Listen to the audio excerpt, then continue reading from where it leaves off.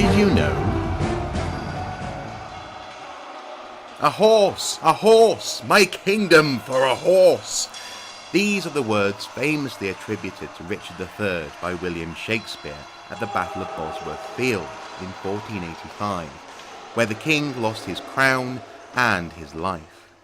Almost as famous as these lines is the exhumation of Richard III, which took place in September 2012. The so-called King in the Car Park saga was a media feeding frenzy, and has already seen a museum open close by in the King's honour.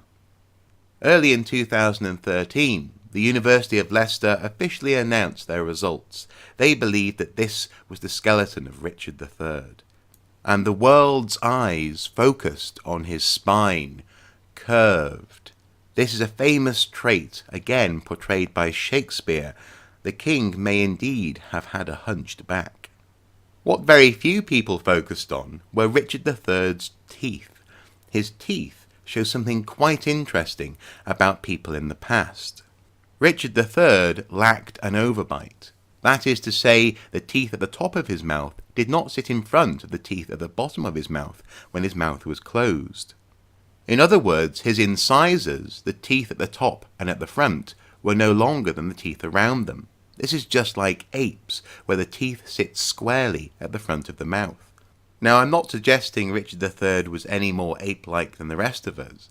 Rather, this comes from a lifetime of tearing at meat with your teeth. Richard III did not use a knife and fork to slice food and then put it into his mouth. Instead, he used his teeth to tear, chew, bite and chomp at whatever was put in front of him. A lifetime of using teeth to tear therefore resulted in a flat front profile on his upper teeth. Richard III lacked an overbite because he lacked a knife and fork. This dental contrast between using utensils and not using utensils can starkly be seen in the Han Dynasty between 200 BC and AD 200. It was around this time that chopsticks became eating utensils as opposed to cooking utensils. Rich people were now picking food up with chopsticks and putting it directly into their mouths for chewing.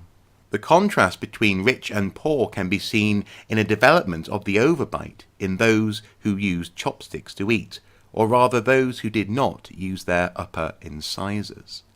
For many modern mouths, tearing at food with incisors rather than using knives and forks could possibly be uncomfortable.